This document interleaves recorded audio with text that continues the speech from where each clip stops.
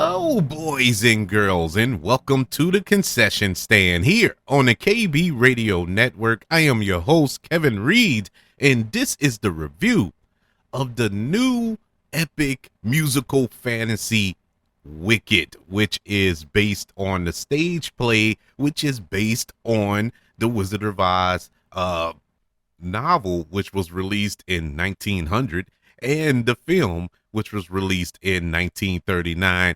This is a two-part adaptation of the stage play. Yes, you heard me right, two parts. Uh, this film is directed by John Chow, who has directed some very decent films in the past. You know, Crazy Rich Asians, In the Heights, which came out a couple of years ago. This foray, he's jumping into the land of Oz, and this film is set in the land of Oz, and it follows the story of Elphaba beginning her path to become the Wicked Witch of the West, and her unlikely friendship with her classmate Grindyla, who becomes Grindyla the Good. And this film stars Cynthia Aravillo and Ariana Grande.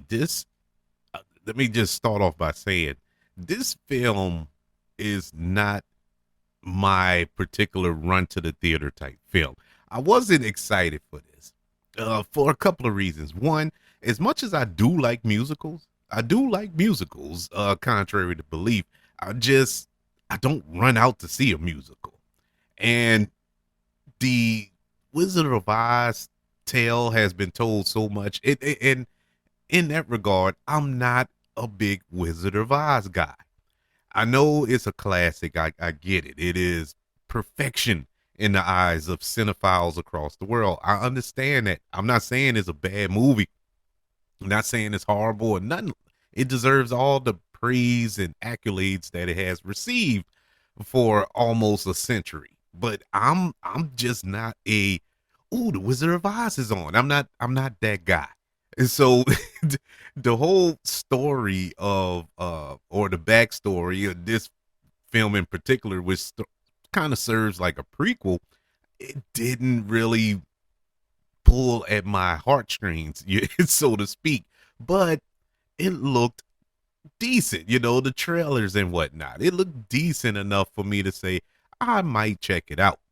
And leading up to it, the closer we got, I kind of was like, then I found out that it's a two-parter, that we're not going to get a resolution at the end of this film.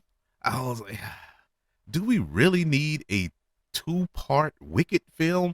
It's kind of, I don't know. I just went into it negative. I'm being completely honest with you. I went into this 100% negative, but I went into it nonetheless. I was curious. And so the curiosity won. I went, sat down and watched this film.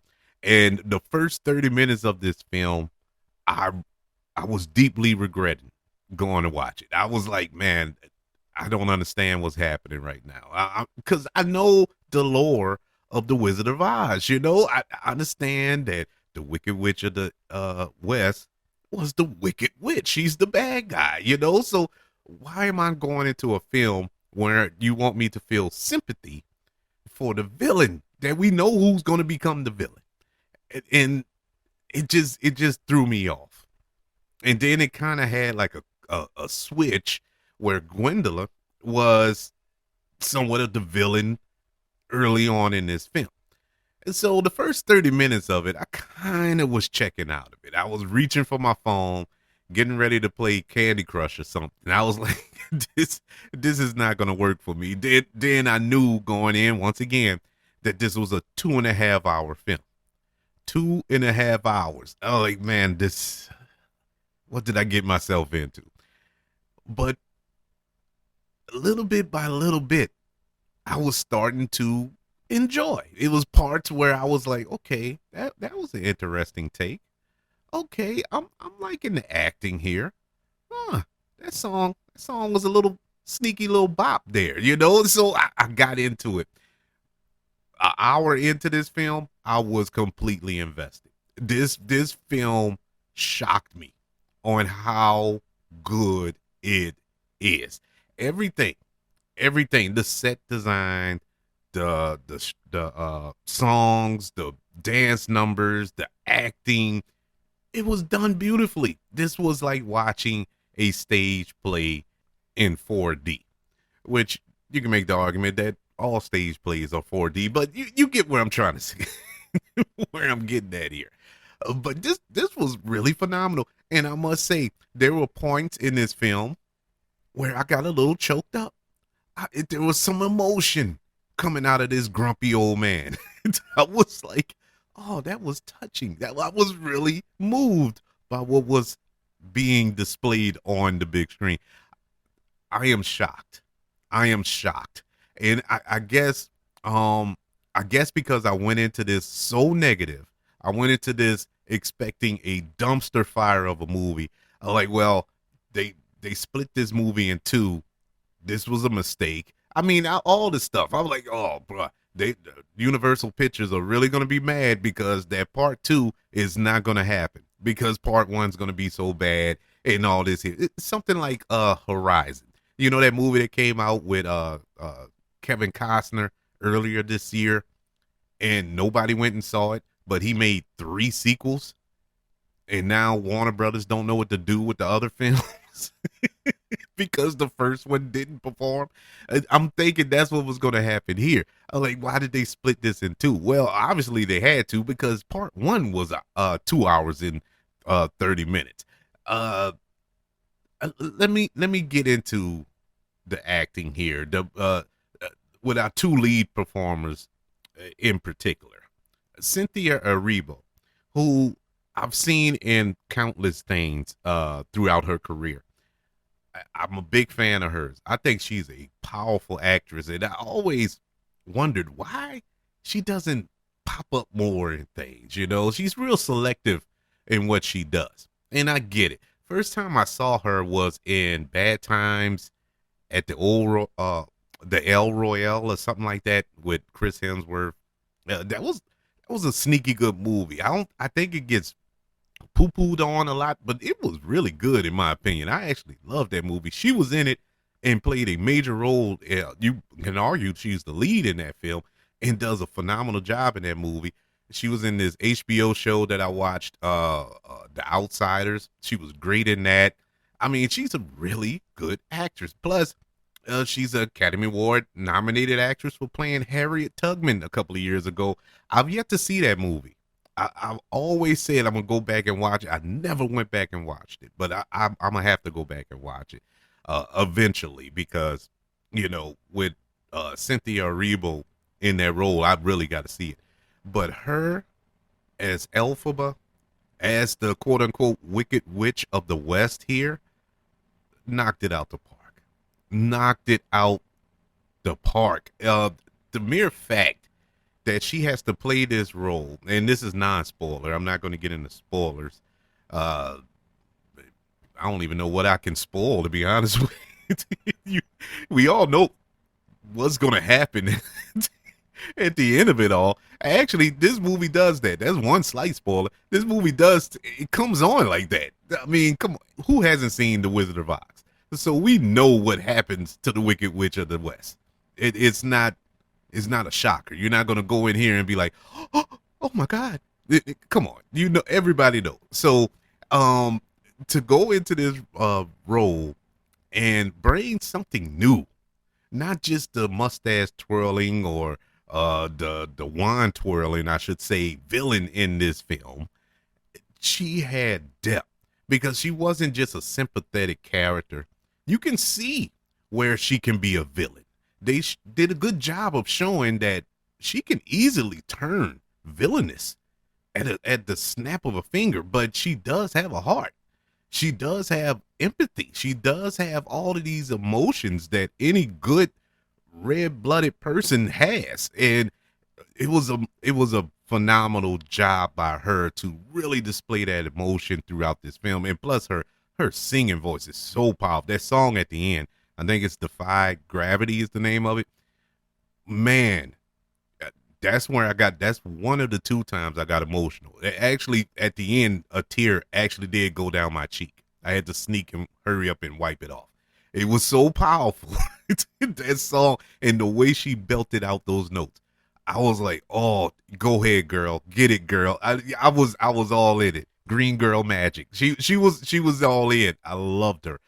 But one of the many reasons that I was kind of hesitant of this film to add on to the list that I stated earlier was Ariana Grande. Not that I hate her, and not that I think she's a bad actress.